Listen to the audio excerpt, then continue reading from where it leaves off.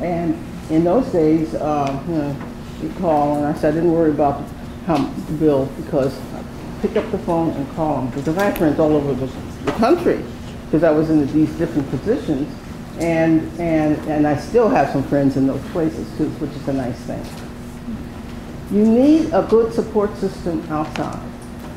You need, I happen to have this mother that I talk about, but you know, boyfriend, girlfriend can be good, but a lot of times they don't understand the stress you're going through. And it's nice to have someone who's more grandmotherly or an aunt or someone who's gone through some life stresses. And there are a lot of people out there that have gone through life stresses, right? And a lot of people who are still going through life stresses.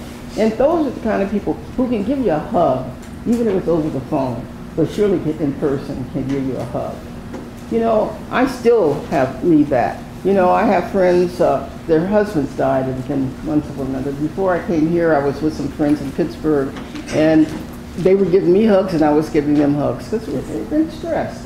At different points in your life, you're in a different stress situation. But you need a friendship system. Yes, they can be relatives, but a lot of times I had a big print that I gave a friend, and it said, and it had young people of different colorings, and it says, all right, you know, well, birth gives you your sisters, but life gives you your friends, and that life gives you your real sisters.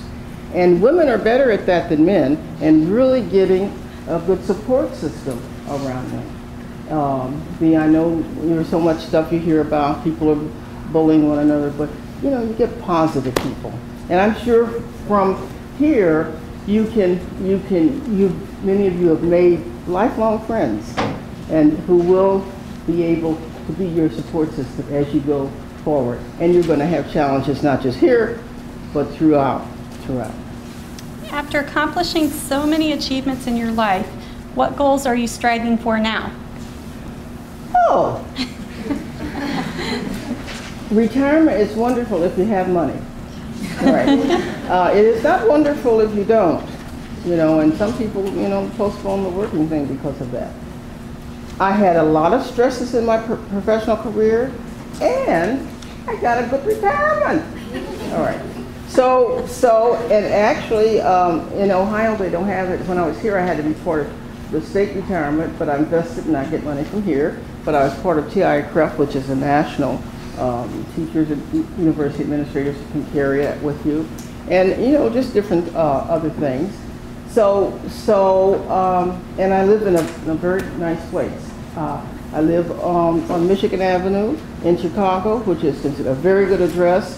It's a block from the Art Institute of Chicago, which is the second largest museum, and I love art, in the country, the first being the Metropolitan in New York City. I do a lot of things. I feel I need to give back. So I volunteered for 2 hospices. I do volunteer at the Art Institute of Chicago. I have made sure I have scholarships in my name or my mother's name in different places that I have been.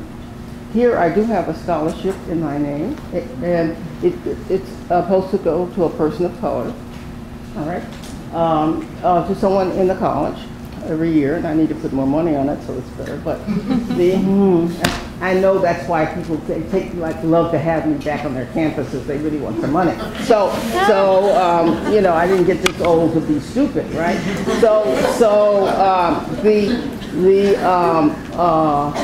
I've gone, let me see. I have 2 hospices, the Art Institute. I'm on a board still in Gary, which is an educational foundation to get more money, really for Gary students, which is, you know, socially impacted city, you know, for college.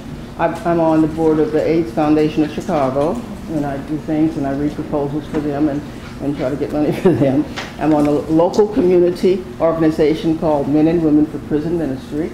And I'm the president of that little organization. I've seen more prisons than I never saw prisons when I was growing up. But you know, now next week I'm going to another prison for a visit. You know, so I do try to do a lot of things in the giving back and using some of the skills I still have. All right. I do some other things we'll talk about because they're more political. And then I love to travel, and I have traveled the globe. So I have been, I've been to Paris and London, but I've been to India and China and Laos and Vietnam and just all kinds of wonderful places. My hip isn't doing so well, so I probably won't travel as much, but I'm still looking in my book to see the ones that are easy, they call it easy ones. And then I really believe in helping young people with education. Now I do have a godson who's in medical school.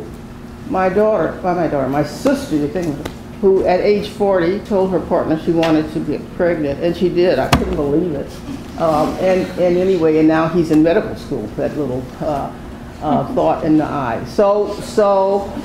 In New York City, he graduated from Harvard with honors, all right?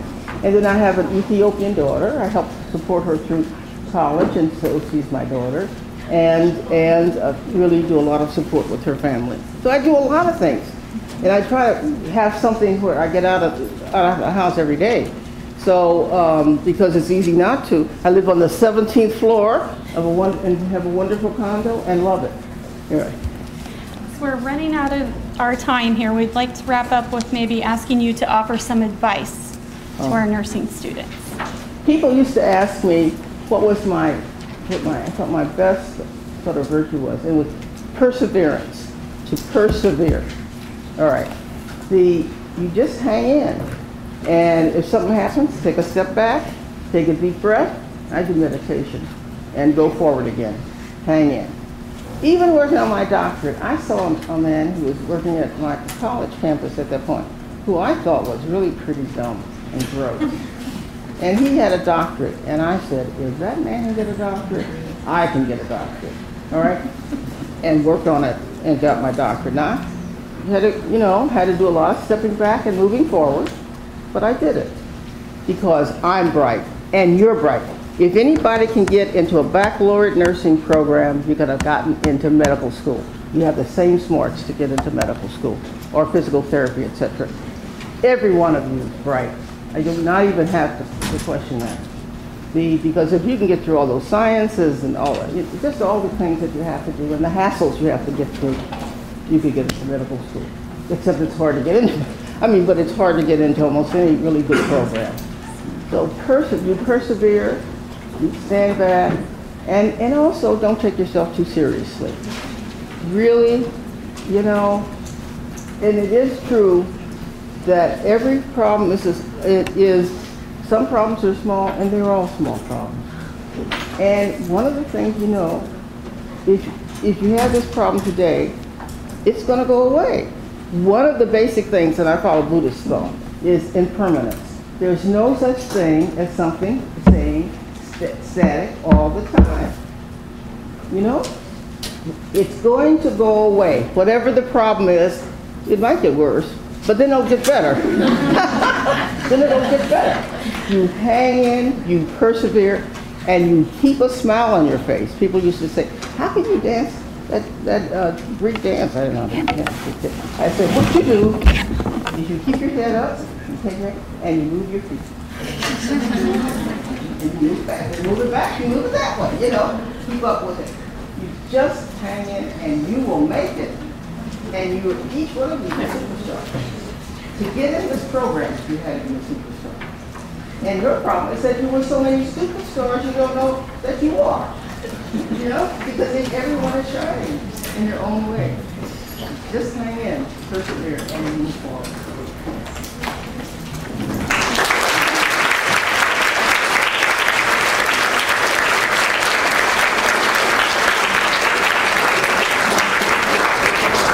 Will you be available afterwards if they have a very pressing question? Yeah. Okay. I can take this off now, right? Yes, we want to thank you for coming. And Mrs. Hilarious to speak with the students. Sit back down, please.